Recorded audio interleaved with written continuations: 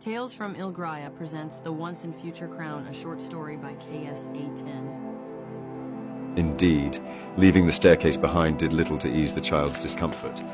Their head was now basically on a swivel as they attempted to look at every door they passed. Due to the sheer number and the fact that some doors only manifested for a few seconds at most, this was impossible. But it kept the child occupied and allowed the group to make progress through the maze, which was Amsadra. The bizarre quartet passed under a door, and the child could swear they saw unsettling, galaxy-like eyes peeking down at them. This caused them to whimper softly and look down at the dragon. The creature appeared unbothered or unaware of the eyes which were just watching the group. Their attention was fixed on following the tiny glowing bubble trail through the maze of doors and stairways. Misha turned, and the group found themselves approaching an astronomically large, all-white stairway which seemed to be formed of loamy clouds. The large staircase seemed to rise, plateauing at a landing where it turned and continued up, disappearing into a cloud bank. There were glowing bubbles floating about every third step up the visible part of the staircase. The group approached, and the child stared wide-eyed. Each step was higher than an adult was tall, yet the dragon and phoenix ferried their passengers up each step with relative ease. Each step the great beast took released little foggy swirls of white mist, making it dance in the air. Misha and her tiny passenger were partway to the landing for the massive staircase when the child began to tremble and grip the spikes of her neck. Up above the duo, on what seemed to be the ceiling, the glowing tip of the dragon's tail was visible. Behind the tail, the phoenix looked up at the duo in bemusement. How? The child's voice came out as a terrified whisper as they looked down. This is a liminal space. The dragon responded calmly in Terran. Things like gravity work differently here. Liminal? The child tested the unfamiliar word as they looked between the phoenix and the dragon.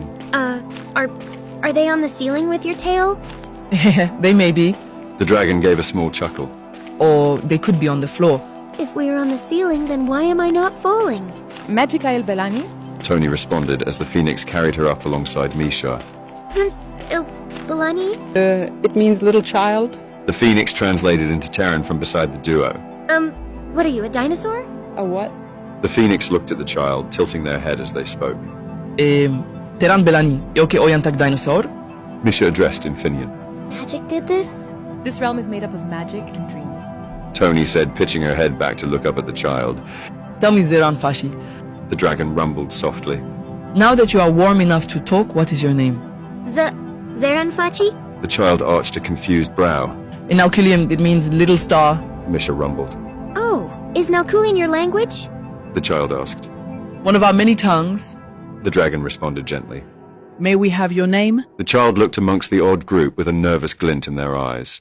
The group may have helped so far, but the child still didn't know if they could fully trust these adults. They chewed on their bottom lip and picked their nails. Well? Tony questioned softly. The child responded after a few moments of hesitant silence. Call me Sasha. Sasha. The phoenix cooed. Nice to be properly acquainted. Who are all of you? Sasha asked, looking first down at the feathered dinosaur-looking creature, then at the head of the creature they were riding on. What are you? I am Misha. The creature Sasha was riding rumbled. Okay. The child shifted their weight to look down at their other companions. I am Tony. The woman in the cloak said, looking back at Sasha. I am an elven witch, and this... She reached up to gently caress the feathered neck of the creature carrying her. Is my bonded Infinian? They are a phoenix. Where are we going? Sasha asked, looking around the 3D maze of stairs, doors, and meandering halls. Well, The dragon raised her head to the distance, motioning over the edge of the landing with a nod. see that massive spire out there? Sasha squinted as they looked ahead. Out past the end of the spiraling doors and staircases to nowhere, rising like a distant shimmering mirage, was what seemed to be a massive spire which stretched up into the cloudless sky. I think so? That is the trunk of Ilgraya. What's Ilgraya? Well, Ilgraya is... Misha paused and lapsed into a brief, thoughtful silence as she struggled to convey her understanding in simple enough Terran terms for a nestling to understand. It's the spot where all of the dimensions meet. Huh? The child blinked in confusion at the big word. You will understand in time. The dragon went on to explain in a soft rumble. Inside of there is something called the Tower Squad. Tower Squad? Sorsha blinked as they looked at the distant spire. They have a division to help keep the runaways and orphans of the community safe. Oh, Sorsha fell into silence once more. The group began moving again, continuing to climb the loamy stairs. Eventually, they came to a plateau and began following the bubbles through another meandering field of doors. The keen eyes of the youngster glanced about. As they moved, Sorsha swore they could see one or two of the doors crack open. First a red one with a silver handle, then a grey, rusty-looking door. That uneasy sensation of being watched filled them, causing them to shift and look around nervously.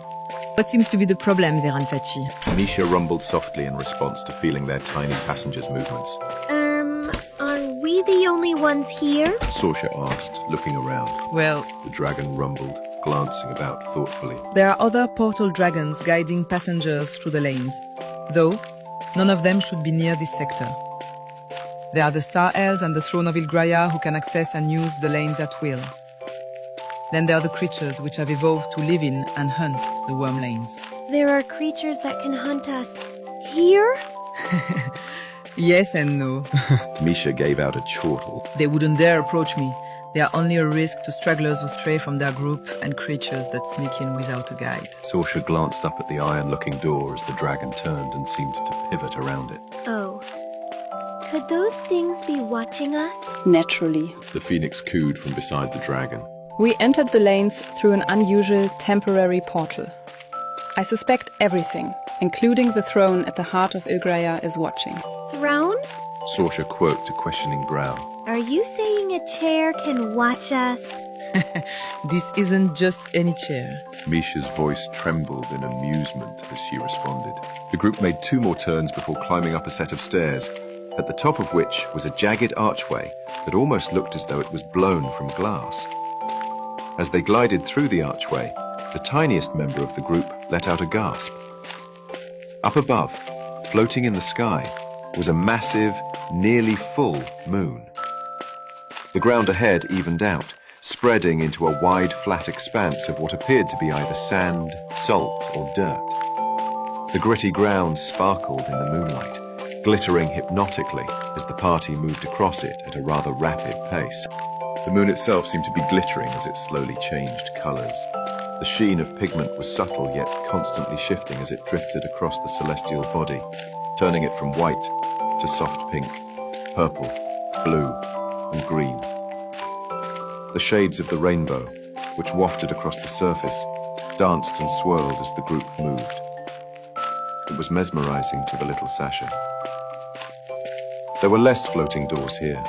The ones that were in this area all looked more like the doors from a dungeon than the more modern styles Sasha was accustomed to. Tales from Ilgaraya, The Once and Future Crown is a short story by KSA10. Special thanks to Sparkle Writers for beta reading this short. Want more? Visit www.talesfromilg.com.